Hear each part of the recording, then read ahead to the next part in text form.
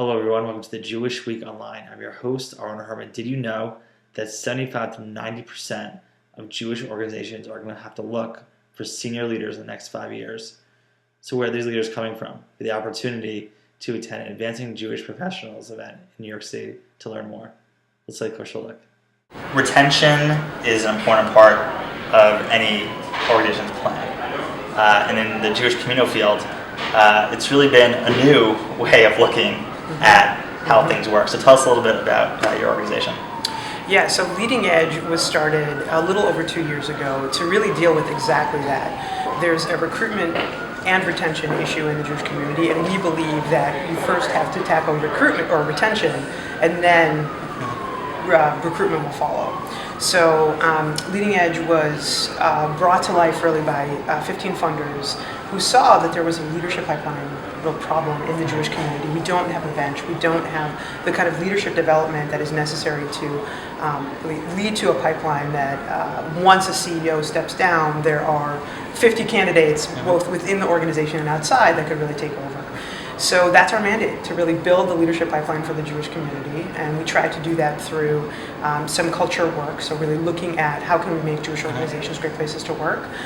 Also looking at the lay leadership piece of the pie, so making boards better and real partners with professionals, and then also looking at new CEOs and really their first 18 months, and how can we onboard them better and give them the kind of runway to really succeed. One of the things that is actually kind of interesting is that this is new. Like this isn't like, but it's not a new concept. It's not. But it's like, oh, you know what? We should actually think about this. Exactly, and we're so late to the party. Yeah. That's exactly right. Yeah. This is not new. We always knew in the Jewish community and in the world of the United States in particular, there are demographic shifts happening. The boomers are aging. We've got the Generation X, which is next and smaller, and there's a leadership gap, and some would call it a leadership cliff that we're kind of headed to, and we're late to the party. Yeah, and there's always opportunities, to grow, and looking at some of the stats, it's actually staggering. Yeah. Having worked in the Jewish community field for a number of years, and seeing there's people who have either left the field, and something to come back or whatever, but you're now seeing these shifts, and now people are thinking, okay, where do I fit? Yeah. It's part of the greater change of just the nature of work. We no longer live in a world where work is like a career ladder. It's now a lattice. So people do, like you said, they go out, they come back in. There are tours of duty now, not 30-year careers. They're 3 years tour of duty in APAC or a UJA, and then you move on and potentially go to school or go out of the sector and then come back in. And that's really part of just the nature of just change in society, which the Jewish community is now just starting to meet that kind of challenge and opportunity. What's the best advice you can give to young professionals that are considering moving on, or are hoping to move up that ladder? What's that advice you can say, stick with it, there's opportunities? Yeah, I would say make sure that you have that internal drive kind of running. While we in the Jewish community really do want to lay out the red carpet and make sure that people have the career pathways and gateways, it really is up to the person to manage up, to really lead and carve out their own path. I would say just keep at it. That kind of tenacity and perseverance is really, that's what's going to make a career no matter where you are. Going into the Jewish communal field is, everyone has their story. So tell us a little bit about your story. Why did you decide to go into the Jewish communal field?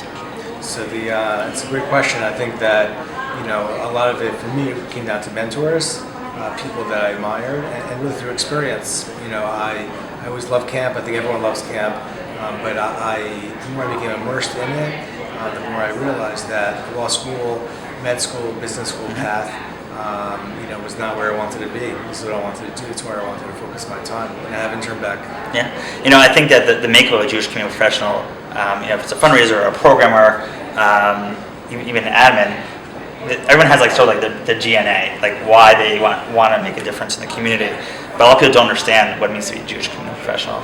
So, how do you what's your definition of someone who wants to go into the field of Jewish community service? I think one of the beauties of the field, and one of the things that perhaps also is a struggle for some, is that you can come at it from every side. Some professionals have a really kind of rigid trajectory. Higher ed, you have to, to be tenured. Law firms, you got to kind of rise the ranks. Almost every field, you can come into the field from any side, bringing all that DNA, specialization, interest together. So I think that's one of the beauties of it. I think that is one of the issues that we sometimes struggle with in terms of retention, in terms of meeting expectations, making sure that people are really growing and not stagnating. But I don't see it as an obstacle. I see it as an opportunity. One of the things that I've read and saw some studies about the percentage of CEOs that are going to be retiring in the next 5 years is staggering. Yeah. And you're involved in the process of trying to figure out how to make sure that there's actually a plan. Because I've been through a lot of different organizations, and a lot of times they're so focused on, let's say, their fundraising goal, that they don't actually. It's like we'll figure that out. It's actually not on their docket. I mean, now it's a little bit more because different organizations are now coming forward, but. Tell us a little bit about what's happening now in the field. So, in terms of the field as a whole, I think you're correct. I think it's pretty clear that we're reaching a place of urgency. We're reaching a place where there's going to be a pretty significant transition of the baby boomer generation, and we need to make sure that we have the pipeline to fill it. One thing that we do in organizations that I work with and consult for is we create what I call a Plan A strategy, which is that we hire and we move all human resource activity around the goal, which also means that we're going to be looking for different things and different skills and different specializations, not even based on just filling this position and that, because that could become dizzying and frankly it could become paralyzing, because sometimes even the big roles that we supposedly need to fill, we actually don't. So I actually don't see it, I see it's a challenge, I'm not going to deny that, but I think we might be looking at some things the wrong way. I think we need to sometimes press a reset and really make sure that we're hiring and growing people around our goal of where we need to be, inclusive of the building, the facility, and almost everything that we do. It's not to challenge the mission. It just means how we're delivering that mission. I think it's something that we need to be thinking about. Yeah, I mean, one of the things that I've seen in organizations that sometimes young professionals feel like once they get to, let's say, even middle management, where if they're innovative or they have different types of ideas, they sometimes feel like that they're stuck.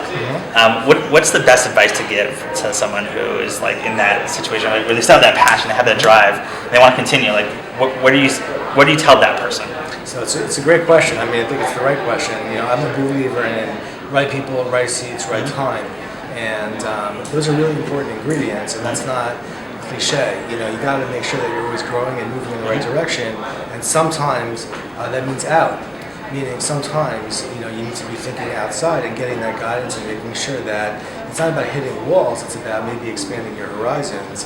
So I think those are healthy conversations. The key is that shouldn't happen then. Right. I think that's the key. The key is that you're having it all along and that the organization has sort of a very open, transparent culture. Other systems are much more brutal. In certain law firms, year 3, you're out. They don't even give you a chance.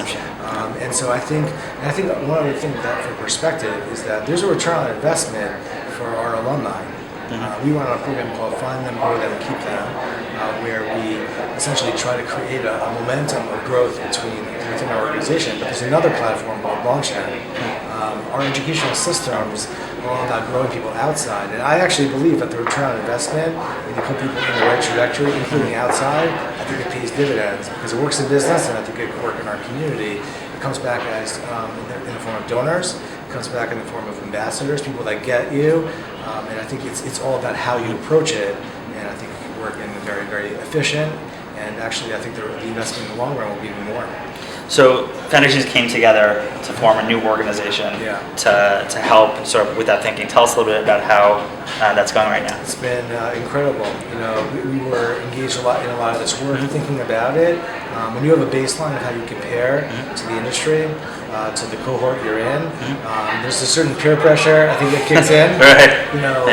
There's a certain opportunity to see even actually where you're good. It's not about celebrating saying we're the best. You actually can see where you fall, and it creates a certain dynamic, which I found to be incredible. You feel like you're part of something. And I think this is the type of area, human resource in particular, where everyone can have unique missions, and they may even compete one against the other in a camp setting or something like that. When it comes to being better at what we do, everyone wants to be better. Everyone wants to win. Everyone wants to succeed. And I think that's actually been one of the great outcomes, that we're meeting people, really in outside spheres that we never crossed paths with. But I'm all too glad to talk to them about how we're better at what we do, because we don't sell iPhones. I could train an entire sales force selling iPhones, Right. and I think we can make them better. But the iPhone sells. Sure. We only have the people. We're selling missions. We're selling visions and ideas. All we have are the people in front of the classroom, the people in front of the boardroom who are presenting what they're talking about. And as good as they are, is as good as we're going to be in terms of our bottom line. So how could we not invest in that? We don't have any other product. So in my opinion, this needs to be the most important thing that we invest in.